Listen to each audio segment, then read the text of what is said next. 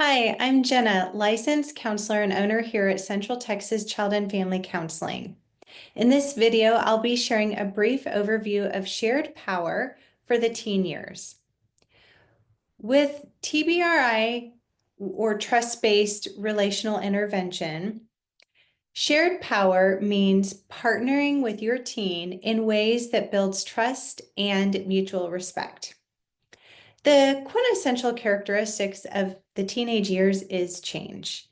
Your teen is moving through their transition of childhood to adulthood and back and forth. It's a roller coaster of all sorts of hormones and emotions and changes. Their brain is literally restructuring itself. It's going through all of these rapid changes, their social relationships, their academic rigor, and all of the things in front of them really cause a lot of emotional angst and a lot of uncertainty in your teenager's life. Your child, your teenager is really striving for their independence, but because that decision-making part of their brain is not fully developed, they also need your supportive guidance through this very important time of rapid change. Sharing power is a tool that you as a parent can really help through this time of transition with your teenager. It's going to help your child to feel respected and capable, which is going to reduce their resistance, those teenage power struggles, and it's going to encourage your teen to be more cooperative. At this stage, teenagers are also forming their values, their identity, and so feeling included in decisions is really going to help your teenager build confidence and a stronger sense of their self. It reinforces that their opinions matter, and that's especially important as they face more complex social and academic and emotional challenges. By sharing power, you're teaching your teenager the essential life skills like negotiation, compromise, and accountability. It also shows them that their opinions matter, which strengthens your relationship with them ultimately. So all of these things are really important and they're life skills that you want to have for your child as they move forward. So let's talk about ways that you as a parent can implement shared power with your teen. Tip number one, discuss boundaries together. Your child really wants their boundaries to widen as they move through their teenage years. It's only natural. Many teenagers, if not most or all of them, are going to want later curfews, less restrictions, more independence, and that's natural as they grow. Instead of imposing strict rules or rigid rules that are never bending, like curfews or whatever it is that's coming up for you and your family, involve your teen in the conversation. You can ask them this question: well, what do you think is a reasonable time to come home on a school night?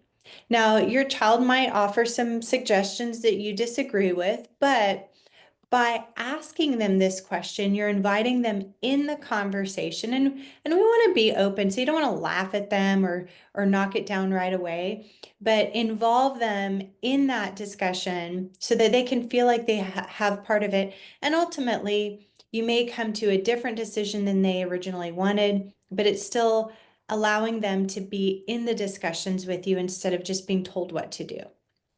Tip number two is to respect your child's choices.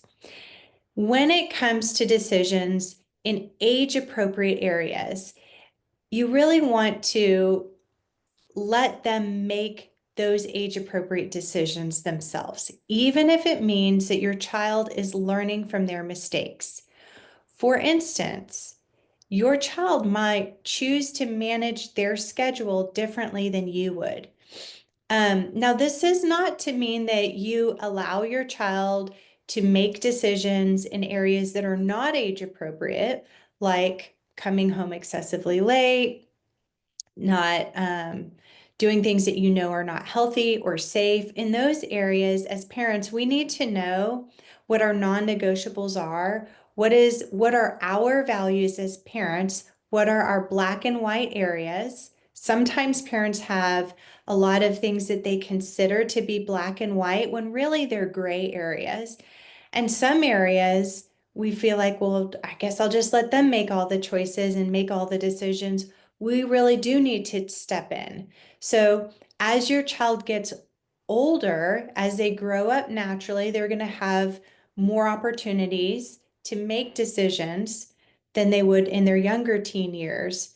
But you do want to think about what is age appropriate, what aligns with our family values, what's important, and where can I allow my child to make decisions? And then we need to respect those decisions and sometimes let our children learn from the mistakes through those age appropriate decisions. Tip number 3 is to collaborate with your teen on solutions. When conflicts come up, instead of figuring out the solution on your own and telling your child what to do, you can ask your teen, how do you think we can resolve this in a way that works for both of us? And maybe the problem is the dishes are left in the sink, or getting getting ready for dinner, or even figuring out what are we going to have each night for dinners, right? Like some of these things are just little problems, but involve your child in like, how can we come up with a solution together? When you allow your child to be a part of the solution, they're increasing their problem solving skills. You're giving them more of a voice, more of a choice. And if the problem is theirs, like getting homework done, coming up with a plan to keep the room clean or whatever it is, they are more likely to follow through and engage with the solution if they're part of creating the solution. So here's a practical example of shared power with your teen. If your teen wants to attend a late night event, instead of a flat no, try this. Try saying, so let's talk about what you'll need to do to make this work. Like finishing your homework, arranging for transportation. We need to talk about when you'll be back. You might agree on conditions like texting updates or setting an earlier return time or needing to get certain chores or homework done before going. But all of this, talking through this process, is going to show your teen that their input is valued. It teaches them to plan responsibly while considering your concerns. It's a win-win for both trust in your teen and accountability for your teen. And that's really what we want to give. We want to give our children more opportunities for practicing responsibility. And we also want to strengthen that trust in that relationship with our children, because we're in this for the long haul, not just for the short-term situation that's happening right now.